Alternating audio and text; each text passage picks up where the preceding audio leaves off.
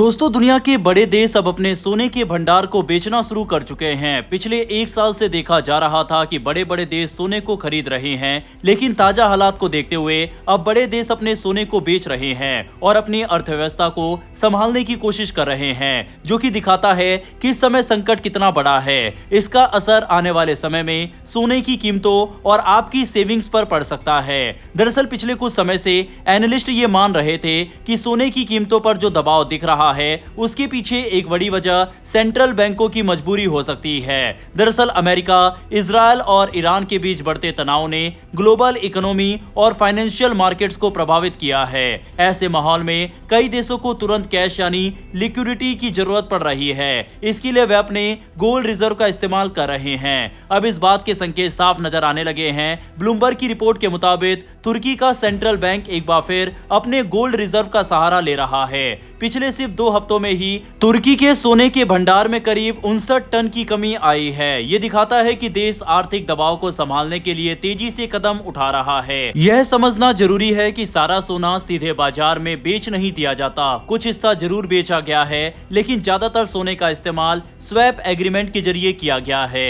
इसका मतलब होता है कि सेंट्रल बैंक अपना सोना गिरवी रखकर उसके बदले में विदेशी मुद्रा या अपनी करेंसी हासिल करता है और बाद में उस सोने को वापस लेने का समझौता करता है। यानी यह एक तरह का अस्थायी इंतजाम होता है। वर्ल्ड गोल्ड काउंसिल के अनुसार जनवरी के अंत तक तुर्की के पास करीब 603 टन सोना था, जिसकी कुल कीमत लगभग 135 बिलियन डॉलर थी। खास बात यह है कि तुर्की पिछले कुछ सालों में सबसे ज्यादा सोना खरीदने वाले देशों में शामिल रहा है, लेकिन यह पहली बार नहीं है जब उसने अपने रिजर्व का इस्तेमाल किया हो। 2023 में भी तुर्की ने मार्च से मई के बीच करीब 159 टन सोना बेचा था। उस समय देश में महंगाई बहुत ज्यादा बढ़ गई थी और लोग तेजी से सोना खरीद रहे थे, जिससे देश का करंट अकाउंट घाटा रिकॉर्ड स्तर पर पहुंच गया था।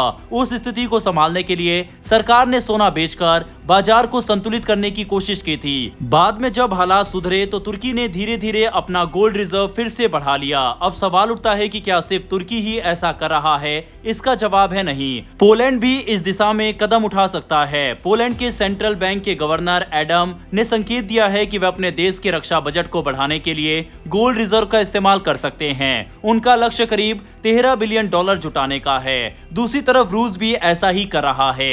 रूस की आर्थिक स्थिति पर नजर डालें तो 2022 से 2025 के बीच उसका बजट घाटा 15 ट्रिलियन रूबल से ज्यादा हो चुका है। वहीं 2026 के पहले सिर्फ 2 महीनों में ही 3.5 ट्रिलियन रूबल का नया घाटा जुड़ गया है। यानी सरकार पर खर्च का दबाव लगातार बढ़ता जा रहा है, खासकर बढ़ते सैन्य खर्च की वजह से। इसी दबाव को कम करने के लिए सेंट्रल बैंक ऑफ रशिया ने अब अपने गोल्ड रिजर्व का इस्तेमाल शुरू कर दिया है। जनवरी में बैंक ने करीब 3 लाख औंस सोना बेचा और फरवरी में 2 लाख औंस और बेच दिया गया। इन बिक्री के बाद रूस का गोल्ड रिजर्व घटकर 74.3 मिलियन औंस रह गया है, जो पिछले 4 साल का सबसे निचला स्तर है। अगर इसे आसान भाषा में समझे तो सिर्फ 2 महीनों में करीब 14 टन सोना बेचा गया है। ये 2002 के बाद पहली बार है जब इतनी बड़ी मात्रा में सोना बेचा गया है। इससे पहले रूस बहुत कम मात्रा में सोना बेचता था, वह भी ज्यादातर सिक्के बनाने के लिए। दरअसल ये फैसला पहले ही नवंबर में लिया गया था, जब सेंट्रल बैंक ने कहा था कि वह अपने गोल्ड और फॉरेन एक्सचेंज रिजर्व का इस्तेमाल करेगा। यह कदम नेशनल वेलफेयर फंड की रणनीति के साथ तालमेल में लिया गया है, जहां से पहले से ही बजट को संभालने के लिए पैसे निकाले जा रहे हैं। पहले क्या होता था कि सोना की खरीद फरोख्त सिर्फ कागजों में होती थी, यानी सोना देश के अंदर ही रहता था, लेकिन अब असली मार्केट में सोना बेचा जा रहा है, जिससे सरकार को सीधे नकदी मिल सके। ये एक बड़ा बदलाव माना जा रहा है। कुछ एक्सपर्ट जैसे अलेक्जेंडर कोलेंडर का मानना है कि रूस ऐसा इसलिए कर रहा है क्योंकि वह अपने युआन रिजर्व को बचाना चाहता है। युआन का इस्तेमाल रूस अपनी करेंसी रूबल को स्थिर रखने के लिए करता है, इसीलिए उसे खत्म करना जोखिम भरा हो सकता है। वहीं एक और वजह यह भी है कि सोने की कीमतें हाल ही में काफी बढ़ी है।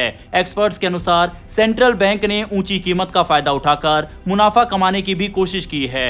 जनवरी में सोने की कीमत में तेज उछाल देखने को मिला था, जिससे रिजर्व में सोने की हिस्सेदारी लगभग 50% तक पहुंच गई थी।